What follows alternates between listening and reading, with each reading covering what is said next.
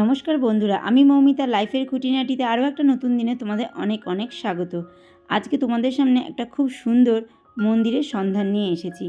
আসলে কি বলো তো, এই ভিডিওটা আমার কাছে অনেক দিন ধরেই ছিল, তো ভেবেছিলাম যে তোমাদেরকে এই মন্দিরের খোঁজটা দেবো। খুব সুন্দর এই মন্দিরটা, আর একদম হাতের কাছে। আমরা মোটামুটি প্রত্যেকেই দক্ষিণেশ্বরকে চিনি, আর দক্ষিণেশ্বরে আমরা প্রত্যেকেই যাই। তো দক্ষিণেশ্বর গেলে চট করে কিন্তু আমরা এই মন্দিরটাও ঘুরে আসতে পারবো। দক্ষিণেশ্বরে যেখান থেকে আমরা বাসে ওঠানামা করি, সেই মুখ থেকে দাঁড়িয়ে সোজা তাকালেই আলমবাজারের রাস্তা। 5 মিনিট হাঁটা পথে তোমরা পৌঁছে যাবে এই শ্যামবাবার মন্দিরে। এই শ্যামবাবার মন্দিরটা এত সুন্দর, তোমাদেরকে কি বলবো। এর আগেও আমি একবার গেছিলাম, তখন আমি ওয়াইটি করতাম না, তো সেই জন্য ভিডিও ছিল না। তো এর মধ্যেই গেছিলাম, এর মধ্যে বলতে তাও বেশ কিছুদিন হয়েছে গেছিলাম, কিন্তু ভিডিওটা রেডি করে সামান্য একটু কাজ বাকি ছিল, সেটাকে রেডি করে যে তোমাদের সামনে আনবো, তো সেটা হয়েও উঠছিল না। তো ভাবলাম চলো আজকে ভিডিওটা কোনো মতে রেডি করে তোমাদের কাছে নিয়ে আসি। কারণ এখন তো তোমরা সবাই এদিক ওদিক ঘুরতে যাচ্ছ, অনেকে সময় বিশেষে কিন্তু দক্ষিণেশ্বরেও যাচ্ছে। তো দক্ষিণেশ্বরে গেলে কিন্তু চট করে এই মন্দিরটা থেকেও তোমরা ঘুরে আসতে পারবে। সেই জন্যই ভাবলাম চলো এক্ষুনি তোমাদের এই মন্দিরটার সন্ধান দিয়ে দিই। আমরা অনেকেই এই মন্দিরটাকে চিনি, আবার অনেকেই কিন্তু এই মন্দিরটাকে চিনি না। খুব সুন্দর, একদম শ্বেত শুভ্র মন্দিরটা। দিনের বেলাও যেমন চকমক করবে রোদের আলোয়, তেমনি রাত্রেবেলাও বিভিন্ন রকম আলোয় কিন্তু ঝিলমিল করে ওঠে এই মন্দিরটা। দেখতে কিন্তু দারুণ লাগে। দেখতেই পাচ্ছ ভেতরটা কত সুন্দর আর কত বড়। বাইরেই এত একটা জমজমাটি রাস্তা, কিন্তু ভেতরে ঢুকলে একটুও সেই আওয়াজ পাবে না। শান্ত স্নিগ্ধ, একদম চুপচাপ সম্পূর্ণ মন্দিরটা। আর ভেতরে তো কত সুন্দর কাজকর্মে পরিপূর্ণ, যেটা দেখতে কিন্তু খুব ভালো লাগবে।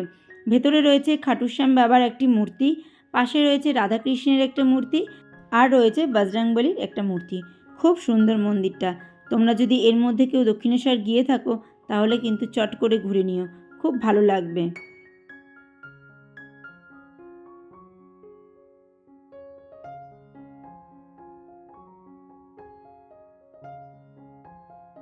তো দেখতেই পাচ্ছ সবাই সবার প্রার্থনা নিয়ে, মনের কথা নিয়ে বসে পড়েছে। আমরাও কিন্তু এতগুলো মানুষের পেছনে বসে আছি আমাদের মনের কথা শ্যাম বাবাকে জানাবো বলে।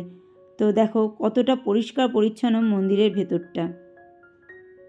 আর এই যে আমি আর কর্তামশাই, তো আমরা কিন্তু মাঝে মাঝেই এদিক ওদিক বেরিয়ে পড়ি, সেটা তো তোমরা জানোই। তো সেই রকমই একদিন সন্ধেবেলায় চলে গেছিলাম এই শ্যাম বাবার মন্দিরে।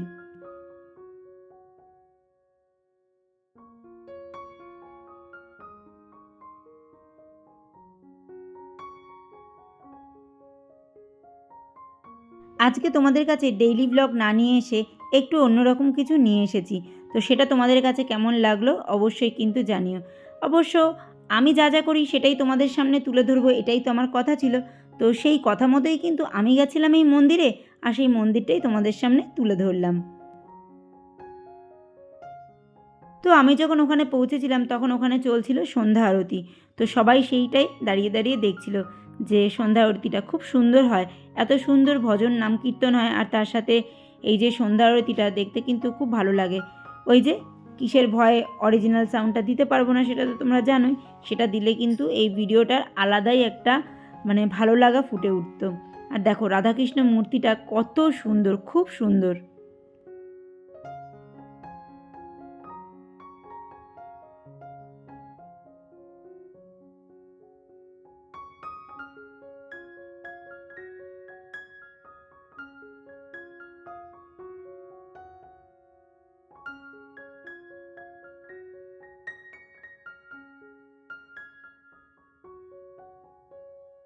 আর এই যে দেখো মন্দিরের বাইরেটা কত সুন্দর, একদম শ্বেত মার্বেলের কাজ। সমস্ত মন্দির জুড়ে এরকম সূক্ষ্ম সূক্ষ্ম কাজে পরিপূর্ণ, যেটা দেখতেও কিন্তু খুব ভালো লাগবে। আর হ্যাঁ, তোমাদের কাছে একটা প্রশ্ন রাখছি, আমার ডেইলি ব্লগ তোমাদের ভালো লাগে, নাকি ডেইলি ব্লগ বলতে আমার সাংসারিক জীবনের যে সমস্ত কাজকর্মগুলো তুলে ধরি সেগুলো তোমাদের ভালো লাগে, না আমি এদিক ওদিক ঘুরতে গেলে এই যে মুহূর্তগুলো তোমাদের সামনে তুলে ধরি সেগুলো ভালো লাগে? অবশ্যই কিন্তু একটা কমেন্ট করে জানিও। আর হ্যাঁ, তোমাদের কিন্তু এই মন্দিরটা কেমন লাগলো সেটা কিন্তু অবশ্যই জানাতে হবে। আমি কিন্তু খুব সুন্দর একটা মন্দিরের খোঁজ দিলাম তোমাদের। এখন মোটামুটি নতুন বছরের জন্য অনেকেই মায়ের মন্দিরে পুজো দিতে যাবে। তো মায়ের মন্দিরের সাথে সাথে এই মন্দিরটাও একবার ভিজিট করে যেও। জুতো, গাড়ি পার্কিং সব রকমেরই ব্যবস্থা আছে। তো বন্ধুরা, আজকের পর্ব এতটুকুই। আবার দেখা হবে নতুন এক পর্ব নিয়ে। তোমরা সবাই ভালো থেকো, সুস্থ থেকো, সাবধানে থেকো।